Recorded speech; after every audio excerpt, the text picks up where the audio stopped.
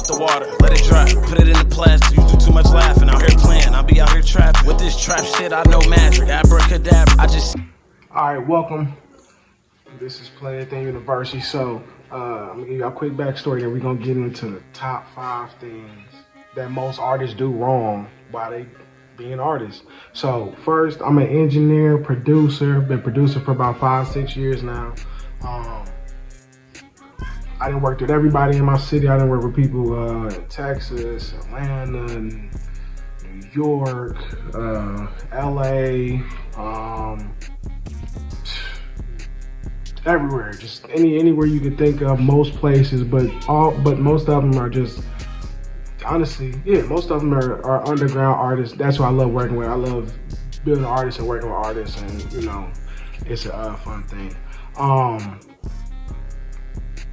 Yeah, so basically what I'm gonna do is I'm gonna just take my experience and I'm gonna just explain to y'all what most people do wrong. Definitely artists, the top 5 things they do wrong. So the first thing that they do wrong is, let me see, I got it written down, so I gotta make sure.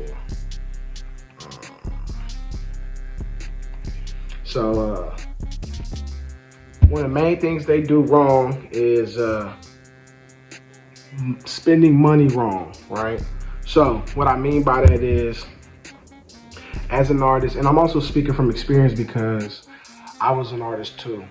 I was rapping too. So I did have to spend money to make music. So I do understand like how it go.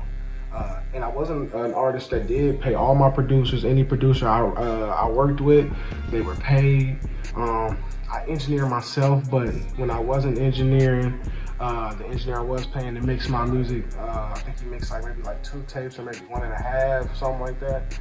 He was paid up front, the whole thing. So what most artists do wrong is most of them decide like, hey, you know what? I'm gonna be an artist, rapper, singer, whatever.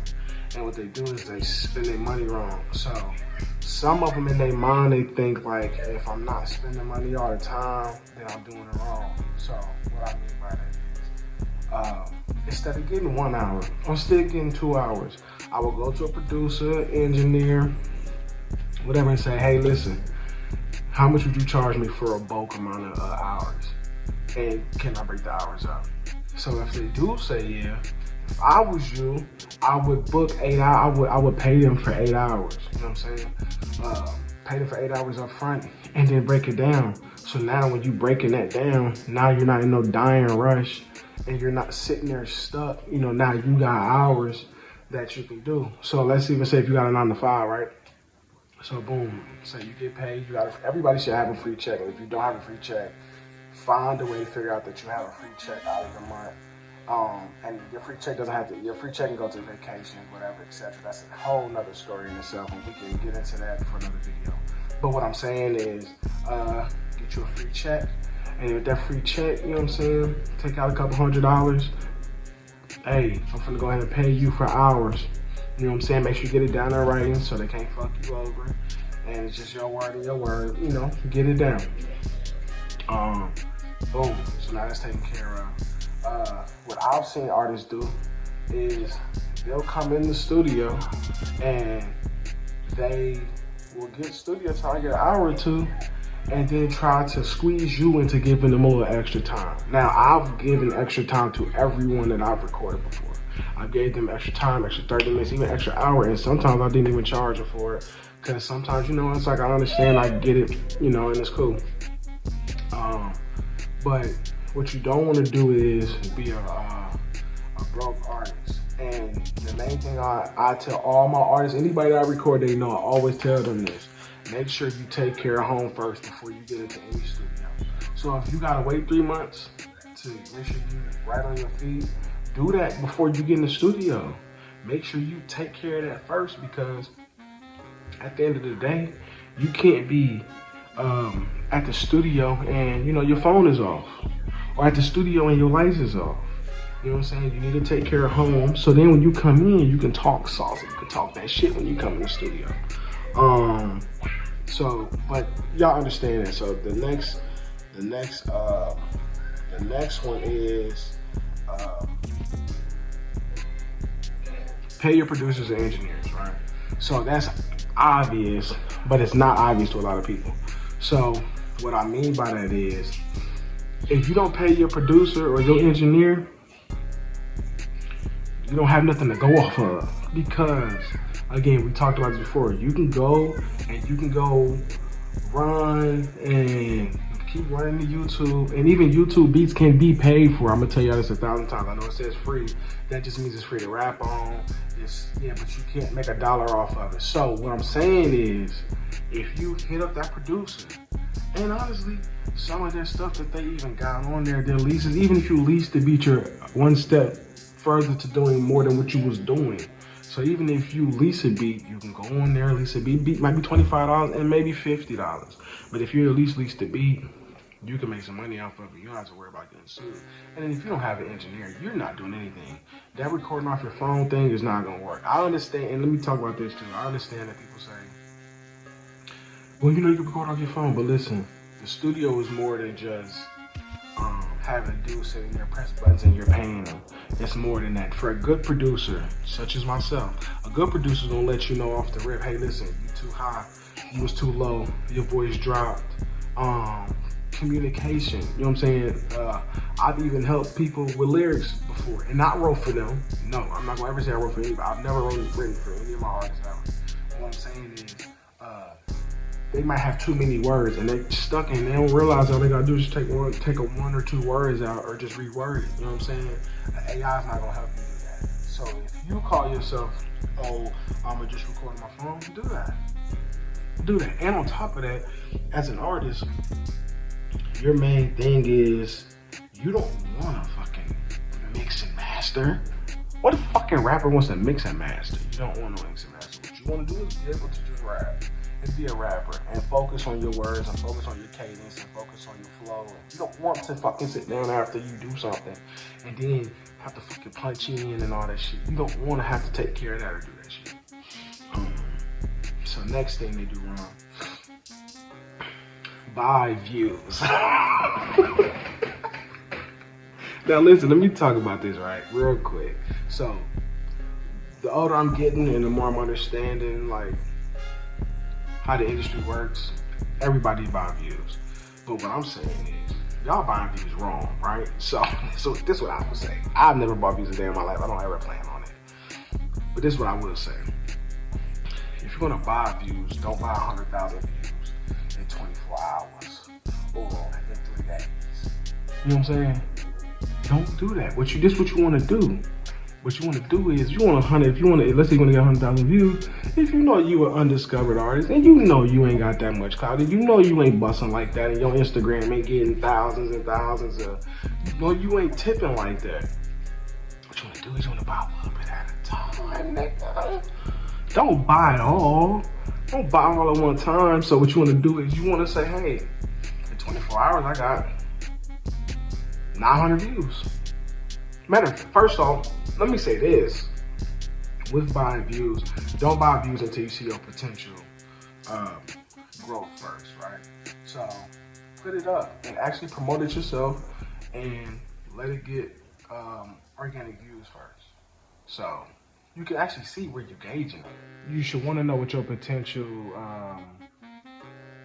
views are. You know what I'm saying? You at least want to know that maybe you might be increasing. You know what I'm saying? Even if it's 500 views or 1,000 views, you want to know if you're increasing or not. So, but what I would do, I don't condone it buying views for real. But what I would do, I would at least, buy 2,000 views for a day. Boom. Fall back, buy another 2,000. And just gradually, before you know it, you'll be at 50,000 and people won't question it. What a lot of people do though, they do get questioned because they'll go from last video was getting 800 views in 4 months to having 900,000 in overnight. That's not how it works. And if it does happen like that, you have a song that blows overnight, we should hear it. We should know about it. Your social media should buzz. If you do a video, right, that has 100-something thousand, 150,000 views, 200,000, 300,000 views, 500,000, your pictures, when you post on your Instagram, Facebook, something, they should bust. If you used to averaging only 60 likes, you should have about 400 to 500, maybe 1.5K, because now people are gonna be looking for you. Even if they're laughing at your video, they're gonna come look for you. That's how that works. That's just, that's just, But I don't condone in buying views. But if you do buy views, I won't be mad. I can care less, honestly. I can care less if you buy views, to be 1,000 with you. And then I don't even think I've been naming it. But number 4, artists take themselves too serious. So this is vital. This is the make or break for motherfuckers, right?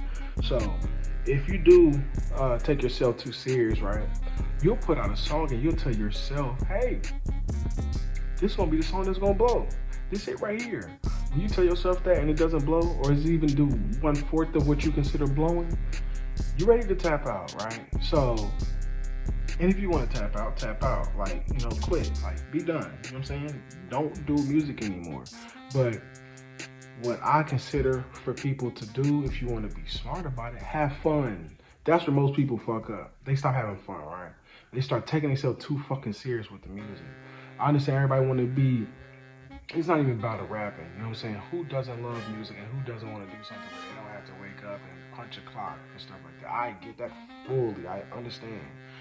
But what I'm saying is you have to be critical in your thinking about how you move forward with just your words. You know what I'm saying? Because it could be you that the reason why things didn't work, because you stopped because you was 2 songs away. You stopped early because, man, I ain't making money off this shit. You know how many motherfuckers did not make money off of music until they started making money? This shit don't happen overnight. Motherfucker rap for 2-3 years and think they done put in so much work. Ain't put a fucking lick of work in. You ain't did nothing. All you did was went to the studio, shot a video, and then put the shit out and be like, man, motherfuckers ain't fucking with it. You ain't went to South by Southwest. You ain't never did nothing. Not a competition. Or even went out of town and just found ways for people to hear you. You know what I'm saying? It takes more than just putting out music videos. That's where it all falls. That's where it goes wrong. People start taking themselves too serious. And trust me, some of the people that don't blow, they should blow. They have fire ass music. But you gotta put the work in, though. You gotta put the work in, bro. Literally. And then last but not least, videos. Y'all gotta up the videos. You know what I'm saying? If y'all don't know, there's something called Pure Space. BER space. They have all these spaces where you can rent out for good videos. Shooting videos out on your block is only gonna last for so long. Unless you popping. If you popping already, you can keep doing shit out on the block and you making that murderous ass music all day. You can do that. But take the baby route. He made his music fun. Make the videos fun that attracts more people. Even people that don't like you, they'll watch your videos. If you did a video and it resembled the Golden Girls, I don't know how you can flip that.